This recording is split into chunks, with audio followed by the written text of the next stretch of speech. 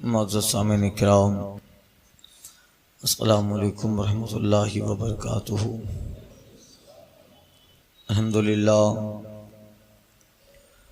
الحمدللہ نحمدہ ونصلی ونسلم علی رسولہ الکریم، اما بعد فاعوذ باللہ من الشیطان الرجیم، بسم اللہ الرحمن الرحیم۔ الا ان اولیاء اللہ لا خوف علیہم ولا هم يحزنون الذین آمنوا وکانوا یتقون۔ صدق اللہ المولانا العظیم وبلغنا رسولہ النبی الامین المتین الکریم، ونحن علی ذلک من الشاہدین والشاکرین والحمد للہ رب العالمین۔ بارگاہ رسالت مآب و آل و اصحاب رسالت مآب، مرکز عقیدت ختم مرتبت مصطفیٰ جان رحمت شمع بزم ہدایت، شہریاری ارم تاجداری حرم نو بہاری شفاعت، گل باغ رسالت ختم دور نبوت، حضور احمدی مجتبیٰ محمد مصطفیٰ صلی اللہ علیہ وسلم میں درود پاک کا نذرانہ پیش کریں۔ پڑھیں اللہم صلی اللہ صلاۃ و سلام علیک یا سیدی یا حبیبی یا رسول اللہ۔ امام اہل سنت فاضل بریلوی سیدی سرکار اعلیٰ حضرت علیہ رحمت و رضوان فرماتے ہیں، لحد میں عشق رخ شہ کا داغ لے کے چلے، لحد میں عشق رخ شہ کا داغ لے کے چلے، اندھیری رات سونی تھی چراغ لے کے چلے۔ یا رسول اللہ علیہ الصلاۃ والسلام، تیرے غلاموں کا نقش قدم ہے راہ خدا، تیرے غلاموں کا نقش قدم ہے راہ خدا، وہ کیا بھاگ سکے جو یہ سراغ لے کے چلے۔ آج کا یہ پروگرام بارگاہ امام حسن مجتبیٰ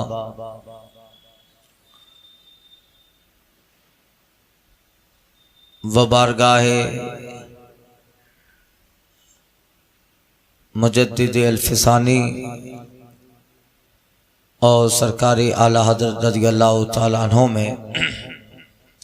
منعقد ہے۔ آج سفر کی 27 تاریخ 28ویں شب، یہ ایک عظیم الشان بارتبہ ابو البرکات حضرت سیدنا سید احمد الفاروقی المعروف مجدد الفسانی رضی اللہ تعالی عنہ کے وصال کی شب و تاریخ ہے۔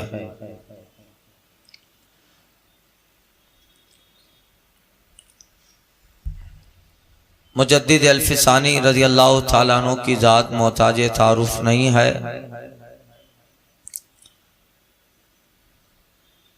ان کے تعلق سے ہم بارہا سنتے رہتے ہیں، اور اس سے پہلے بھی اس فقیر نے کافی بار ان کی بارگاہ میں محبت کے نذرانے پیش کر کے اپنے آپ کو مشرف کیا۔ حضرت مجدد الفسانی رحمۃ اللہ تعالی علیہ ہجری 971 میں ہندوستان کے علاقہ سرہند شریف میں پیدا ہوئے، اور ان کا سلسلہ نسب کچھ پشتوں کے واسطے سے حضرت فاروق اعظم رضی اللہ تعالی عنہ سے مل جاتا، اس لیے ان کو فاروقی کہا جاتا ہے۔ جب آپ پیدا ہوئے آپ کا نام آپ کے والد گرامی حضرت سید عبد الواحد رحمت اللہ تعالی علیہ فاروقی نے احمد رکھا، اور پھر بعد میں ان کے تجدیدی کارناموں کی بنیاد پر انہیں علماء و صوفیاء سے بڑے بڑے القاب ملتے رہے، ابو البرکات اور بدر الدین، عالم باعمل، صوفی وقت، مجدد وقت، اور اس طرح کے بے شمار خطابات و القابات سے آپ کو نوازا گیا، اور آپ کے تجدیدی کارناموں کی دھوم اس قدر شہرت پہ آئی اور قیامت تک شہرت پہ رہے گی۔ ہندوستان میں جنم لینے والے ایک عظیم فتنے کا خاتمہ، جس کا دور اکبر یا دین الہی دین اکبر کہا جاتا ہے، اس کا آپ نے خاتمہ کیا، اور مسلمانان ہند کے عقیدے اور ان کے ایمان کی حفاظت حضرت مجدد الفسانی نے فرمائی۔ سنیے،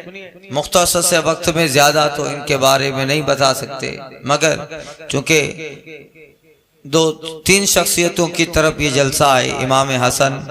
اور سرکار حضور اعلی حضرت رضی اللہ تعالی عنہما۔ حضرت مجدد الفسانی رحمت اللہ تعالی علیہ 971 میں پیدا ہوئے، اور ان کا کہ پیدائش اور ان کے دنیا میں یہ جو کارنامے ہوں گے، اس کی بشارت ان سے پہلے اگلے بزرگوں نے بھی عطا فرمائی، بلکہ آپ کے تذکروں میں ملتا ہے کہ سرکار غوث اعظم رضی اللہ تعالیٰ عنہ ایک دن اپنی خانقاہ میں تشریف فرما ہے، اور اچانک آپ نے کشف سے یہ معلوم کر لیا کہ میرے زمانے کے یعنی میرے 500 سال کے بعد جب دنیا میں کفر، ضلالت، ظلمت اور گمراہی پھیل جائے تو اللہ تعالیٰ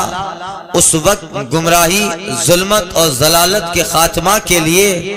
ایک اپنے برگزیدہ بندے کو پیدا فرمائے گا، جس کا نام سید احمد الفاروقی ہوگا، اور وہ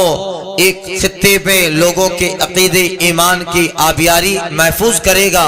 اور اللہ تعالیٰ کے محبوب اعظم صلی اللہ علیہ وسلم کے دین اور شریعت کو ترقی دے گا، اور تصوف کو ایک نئی زندگی دے گا، اور اللہ تعالیٰ کے دین کو تقویت ان کے آمد سے ملے گی۔ یہ سرکار بغداد اپنے زمانے میں فرما رہے ہیں، اور سرکار بغداد نے ان کے تعلق سے بہت کچھ فرمایا، یہاں تک آپ فرماتے ہیں کہ وہ آئیں گے، میں اس وقت نہ رہوں۔ آپ نے اپنا خرقہ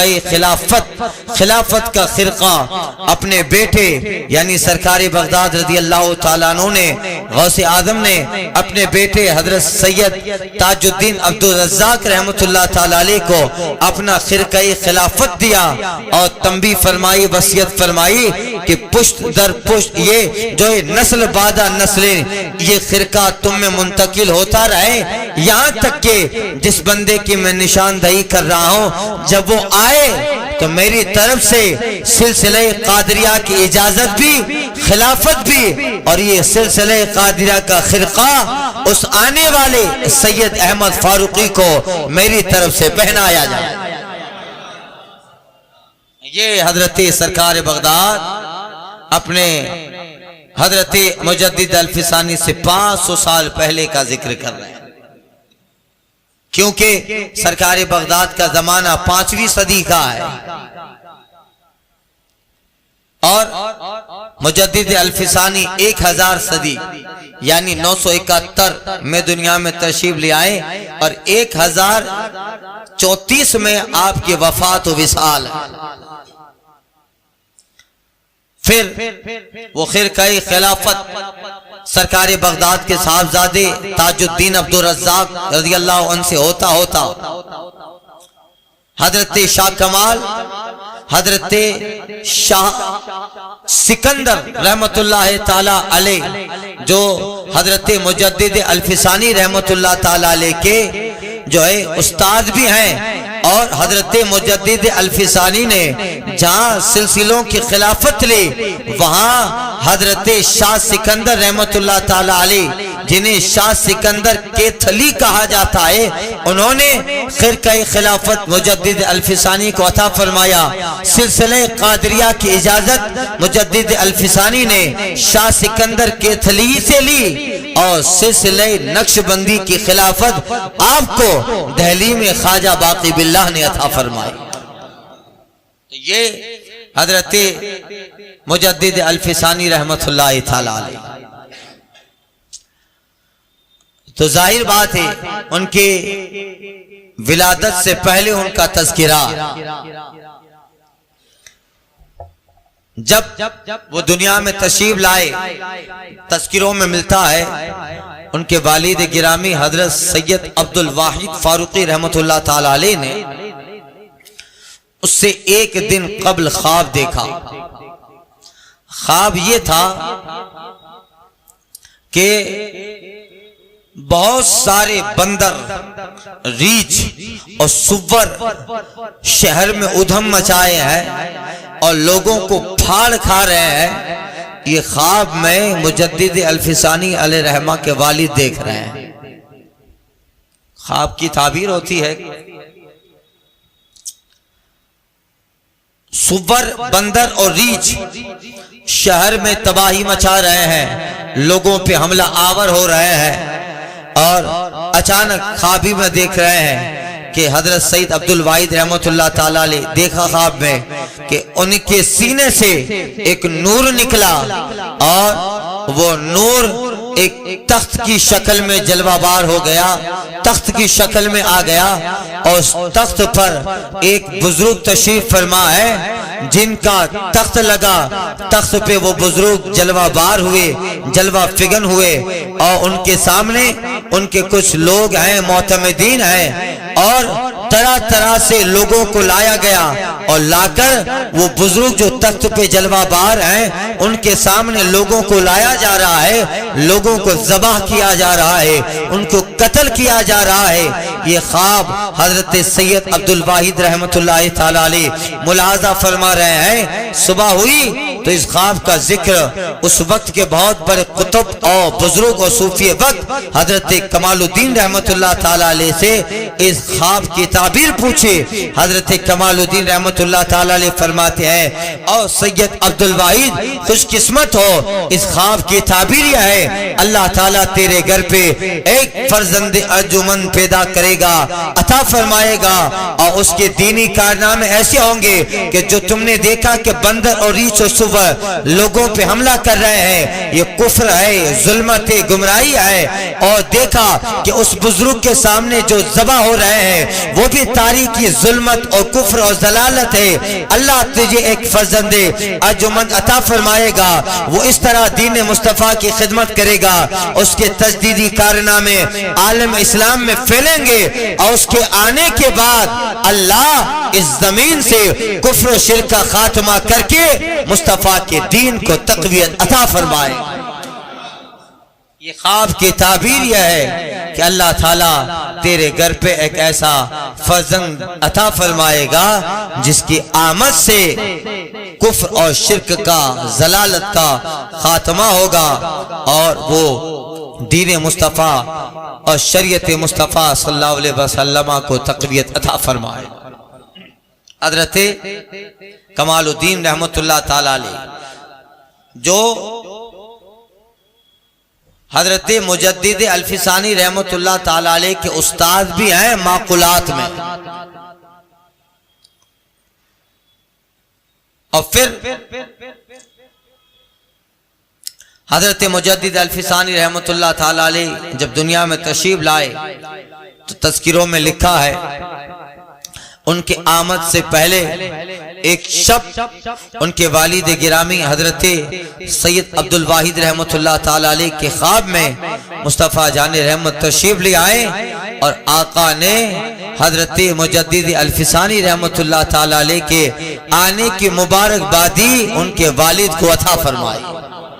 اسی کے کچھ دنوں کے بعد حضرت مجدد الفسانی دنیا میں تشریف لائے۔ اب اس پائے کے بزرگ ہیں، اس لیے الفسانی کہا جاتا ہے 2000 صدی، دوسری ہزار کی صدی کہ آپ مجدد ہیں، اور ان کے بعد جیسے 21ویں صدی سرکار اعلی حضرت کو 21ویں صدی کے مجدد کہا جاتا ہے۔ تو اب حضرت مجدد الفسانی جب پیدا ہوئے، ابتدائی تعلیم والد ماجد حضرت شیخ کمال الدین کشمیری اور بہت سارے اساتذہ جو اساتذہ بھی ہیں، عالم باعمل بھی تھے، صوفی بھی تھے، اور وہ سب اپنے وقت کے زبردست ولی کامل بھی تھے۔ اب حضرت مجدد الفسانی ابتدائی تعلیم بہت عرصے میں، کم مختصر میں، یہاں تک کہ 17 سال یا اس سے کم عمر میں آپ نے ساری تعلیم سے فراغت حاصل کر لی، اور ایک زبردست عالم باعمل اور زبردست ایک فاضل محقق اور مفتی و محدث بن کے دنیا میں جلوہ بار ہوئے۔ اب تو کہ دین کی خدمت کرنی ہے، ایک بہت بڑا منصب حضرت مجدد الفسانی رحمۃ اللہ تعالی علیہ کو ملنے والا ہے، اور ایک عظیم خدمت کے لیے ان کا انتخاب ہوا۔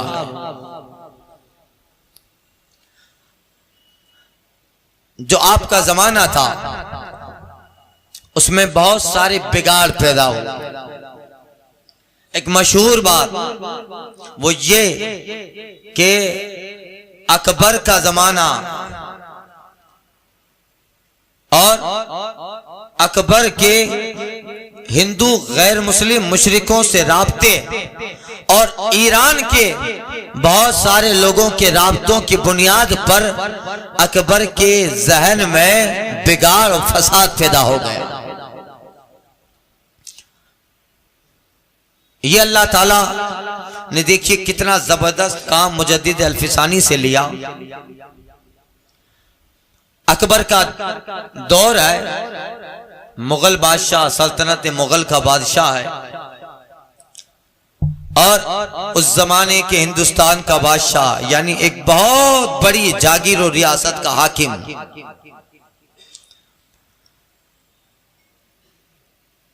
کچھ علماء سو، دنیا دار عالموں نے بھی اکبر کے دماغ کو بگاڑنے میں بہت حصہ لیا، اور کچھ نام نہاد صوفی جنہیں تصوف کی روح پتہ نہیں اور معلوم نہیں ہے، انہوں نے بھی بہت حصہ اکبر کو بگاڑنے میں ان کا بھی کافی ہاتھ تھا۔ یہاں تک کہ آگے چلتے چلتے اپنی حکومت کا اقتدار کا نشہ اس قدر اکبر کے دماغ میں تھا کہ اس نے ایک دین الہی کو ایجاد کیا۔ دین الہی کیا؟ صرف نام دین الہی رکھا، باقی الہی مشن سے اسے کوئی سروکار نہیں تھا۔ اس کے دربار میں غیر مسلم ہندوؤں کی کثرت تھی،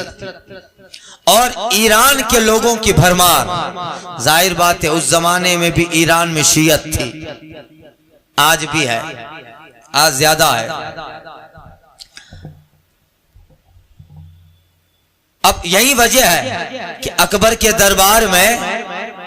ایران کے لوگ ہیں، یہی وجہ ہے کہ اس کے بعد ان کا بیٹا جہانگیر اور اس کے نکاح میں جو بیوی تھی نور جہاں وہ بھی شیعہ، چونکہ دربار میں یہی تسلسل چلا آ رہا ہے۔ پھر جہانگیر تو چونکہ اس کو موقع اچھا ملا، اکبر جس نے دین الہی کو پروان دیا، نام دین الہی رکھا، اور اس کے دربار میں صرف نام کا اسلام اور نام کا صرف وہ اکبر رہ گیا، یہاں تک کہ اس کے دربار میں پوجا پاٹ بت خانے بنائے گئے، اور اس قدر مشرکوں کو، کافروں کو خوش کرنے کے لیے اور لوگوں کے جو ہے لوگوں کا جو ہے اعتماد حاصل کرنے کے لیے دین اسلام کا اس طرح مذاق بنایا کہ اس نے ان مشرک اور کافروں کو خوش کرنے کے لیے اپنے دربار ہی نہیں بلکہ اپنے ملک میں مشرکانہ رسموں کو رواج دے دیا، یہاں تک کہ اس کے دربار میں بھی گائے کو مقدس جانور سمجھا جانے لگا۔ اسی لیے اکبر تو صرف برائے نام مسلمان تھا،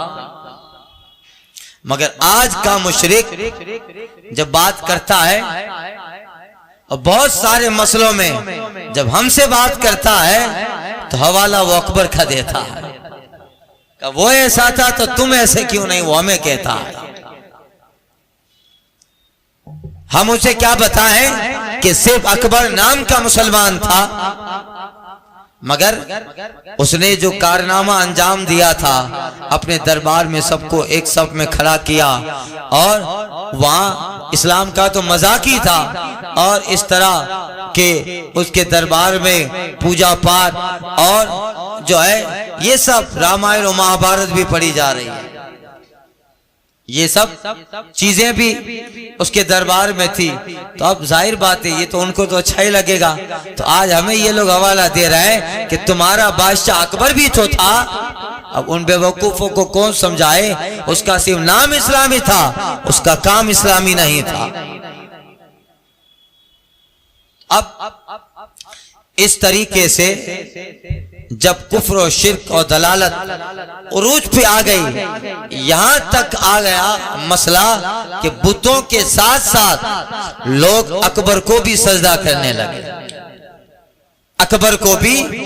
سجدہ۔ اب اللہ تعالیٰ جب کفر اور شرک و ظلمت بڑھ جاتی ہے تو اللہ تعالیٰ ضرور اپنے دین کی تائید کے لیے ایک اللہ اپنا جو ہے سچا جو ہے بندہ اور مصطفیٰ کا نائب اس دنیا میں پیدا فرماتا ہے۔ اتہاس گواہ ہے، تاریخ گواہ ہے، اللہ تعالیٰ نے اس زمین پر ہر فرعون کے لیے ایک موسیٰ کا انتخاب کیا۔ ہمارے زمانے کا جو فرعون ہے اپنا دن گنے، انشاءاللہ اس کے لیے بھی اللہ نے کسی موسیٰ کا انتخاب ضرور کیا ہوگا۔ اس لیے ہر زمانے میں فرعون ہوتا ہے، ہر زمانے میں اللہ اس کے کاٹنے، اس کے نظریات اور اس کے تخت کو الٹنے کے لیے اللہ ہر زمانے میں ایک موسیٰ کا انتخاب کرتا ہے۔ اس لیے کہتا ہے لِكُلِّ فِرْعَوْنٍ مُوسَىٰ، جہاں فرعون ہے اللہ تعالیٰ مشیت کچھ زمانوں کے بعد اسی جگہ پر موسیٰ کا انتخاب کرتی ہے۔ آج اپنے دلوں میں یہ لوگ کفار مشرکین خوشی منائیں، حالات ایسے ہیں تو سوچ رہے ہیں، مگر انہیں پتہ نہیں ہے اللہ تعالیٰ نے تمہارے لیے بھی کسی نہ کسی جگہ موسیٰ کا انتخاب کیا ہے۔ جہاں کہیں کوئی نمرود سر اٹھاتا ہے، اللہ تعالیٰ کی عادت کریمہ ہے ہر زمانے کے نمرود کے لیے اللہ ایک ابراہیم پیدا فرماتا، چاہے وہ ابراہیم اوصی آدم کی شکل میں ہو، چاہے وہ ابراہیم حضرت امام غزالی کی شکل میں ہو، وہ ابراہیم عمر بن عبدالعزیز کی شکل میں ہو، وہ ابراہیم حضرت جو ہے نظام الدین کی شکل میں ہو، چاہے وہ ابراہیم حضرت مجدد الفسانی کی شکل میں ہو، چاہے وہ ابراہیم اعلی حضرت کی شکل میں۔ اللہ تعالیٰ ہر نمرود کے لیے ایک ابراہیم کا انتخاب کرتا ہے اور ہر فرعون کے لیے ایک موسیٰ ضرور پیدا کرتا ہے۔ اس لیے ڈاکٹر اقبال نے کہا تھا آگ ہے اولاد ابراہیم ہے نمرود ہے، آگ ہے اولاد ابراہیم ہے نمرود ہے، کیا پھر کسی کو کسی کا امتحان مقصود ہے؟ تو یہ اللہ مشیت ہے۔ اس لیے اللہ تعالیٰ نے اس وقت کے فرعون اکبر کے لیے موسیٰ کا نائب اللہ نے مجدد الفسانی کو بنایا۔ اب سجدہ کرواتا ہے اپنے دربار میں، اور بہت ساری چیزیں تھی جس کو تفصیل سے بیان نہیں کیا جا سکتا۔ مطلب یوں سمجھ لو کہ صبح جب سویرا طلوع کرتا، صبح کا سپید سیر جب نمودار ہوتا، تو اکبر کے دربار میں ایرانی، مشرق اور ہندو سب کھڑے ہیں، اور اس نے اپنے دربار میں جگہ جگہ بت خانے ان مذہب والوں کے لیے بنا دیے تھے۔ ہر مذہب والے کو آزادی ہے، جو چاہے کرے، کسی پہ روک ٹوک نہیں ہے، اور وہ خود بھی ان بت خانوں میں جاتا اور اپنے بادشاہ کے اپنے جو ہے تخت اور اپنی سلطنت کے غرور میں ان مشرکوں کو سپورٹ بھی کرتا، یہاں تک کہ اس کا دماغ اسی طرح کا ہو گیا، اس طرح رواج، اس طرح جو ہے رسم عام ہو گئی کہ پھر اس کا دربار جو ہے کفر و شرک اور ضلالت کی آماجگاہ بن گیا۔ یہ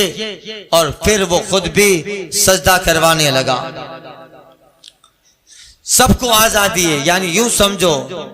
سرو دھرم سمان، سب کو عزت دو، وقت آئے تو بتوں کے سامنے بھی جھک جاؤ اور مسجد میں آ کے سجدہ بھی کرو، وقت آئے تو پھر جو ہے مشرکوں کے باطل معبود ہیں ان کو بھی مانو، اور اذان آئے تو بوسہ بھی دے لو۔ یعنی دنیا میں جتنے مذہب ہیں ان سب کا آدر و سمان اور ان سب پہ عمل کرنا، سرو دھرم سمان کا نعرہ یہ اکبر نے ایجاد کیا۔ سب کے ساتھ اچھا برتاؤ۔ اسلام جہاں اچھے برتاؤ سے قرآن کے دستور پہ آنچ آئے، جہاں کسی کے سمان سے قرآن کے اصول پہ ضرب لگے یا دین اسلام کے احکام میں کسی حکم کی خلاف ورزی ہوتی ہو تو پھر وہ سمان ٹھکرایا جائے گا اور مصطفیٰ کے دین پہ عمل اشد ضروری ہوگا۔ اب یہی نہیں، اقتا کا مطلب یہ نہیں ہے کہ اب اقتا کا نعرہ لگا کر داڑھی والا بھی مندر میں جا کے پوجا کرنے۔ صبح دوسرے دن جام نگر میں یہی لوگ اخبار میں دے کہ مسلم برادر فلاں مسلم برادر مسلم بھائی مندر میں پرویش کردہ، جام نگر میں بھائی چارہ نو پرتیک آتا ہے کہ نہیں؟ یہ جہاں ہمارے مذہب پہ شب خون مارا جائے، مصطفیٰ کے دین اور قرآن کے اصولوں کی جہاں خلاف ورزی ہو، ساری دنیا ایک طرف مگر مومن کے سامنے اللہ اس کے رسول کا قانون ہوگا۔ وہاں جانے کے بعد پھر ایمان رہتا ہی نہیں، پھر ایمان رہتا ہی نہیں ہے۔ ارے وہاں جانے کا ایمان کی بات کرتے ہیں، اگر بندہ دل میں یہ سوچ لے کہ ان کا کفری عقیدہ صحیح ہے، اس کے سوچنے سے ہی اس کا رشتہ فوراً ایمان سے ٹوٹ جاتا ہے۔ سوچ لے، جانا تو الگ بات ہے، جانا تو الگ بات ہے۔ اب یہ اکبر دین الہی کا ایجاد مجید اور اپنے بارگاہ میں سجدہ کرواتا، اور وہی زمانہ مجدد الفسانی پروان چڑھے، علم، عمل، آگہی، شعور، ادراک، تحقیق اور علم شریعت مصطفیٰ، علم شریعت نبوی اور وحدت الوجود کا علم اللہ تعالیٰ نے ہر طریقے سے بالکل مملا اور مسترد حضرت مجدد الفسانی کو اس قابل بنا دیا کہ اب ہندوستان میں ایک زبردست فتنہ ہے، اس فتنہ کے لیے ان کے پاس اللہ نے صلاحیتیں، ادراک، عمل، تصوف، اخلاق، اس ساری چیزیں اللہ تعالیٰ نے حضرت مجدد الفسانی کے دل میں ڈال دی، اور مسئلہ وحدت الوجود یعنی اللہ کی وحدانیت پر دلیلیں قائم کرنا اور باطل کے نظریات کو تار تار کرنا، اس کے لیے کیا براہین اور کیا دلائل ہونے چاہیے، یہ ساری چیزیں اللہ تعالیٰ نے حضرت مجدد الفسانی کے دماغ کو ذہن میں ڈال دی، یعنی اس قابل اللہ نے بنا دیا کہ اب وقت کے بادشاہ کے سامنے مجدد الفسانی کھڑا رہ کر اللہ کے دین حقانیت کی پیروی اور اس کو جو اجاگر کرے۔ اس قدر اللہ تعالیٰ نے مضبوط علم بھی مضبوط کیا، مگر علم کے ساتھ ساتھ حکومت سے ٹکرانے کے لیے اللہ نے مجدد الفسانی کا سینہ بھی مضبوط کیا۔ علم مضبوط ہو مگر سینہ مضبوط نہ ہو تو پیچھے سے بھاگ جائے.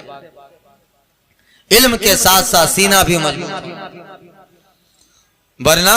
پھر جب باری آئے گی تو پھر میدان جنگ میں پیچھے بھاگ جائے تو پھر ٹکرائے گا نہیں. اقتدار سامنے ہوگا سامنے والے کا، اس کی سلطنت، اس کی تلوار، اس کا روب و دبدبہ سامنے ہوگا. علم مضبوط ہو، اس کے ساتھ ساتھ قلب اور سینہ بھی مضبوط ہو. جس کا علم اور جس کا سینہ مضبوط ہے وہ پہاڑ کی طرح، چٹان کی طرح باطل سے ٹکرائے گا، اور ایک دن آئے گا کہ اس کی ذات اللہ تعالی جاء الحق وزهق الباطل ان الباطل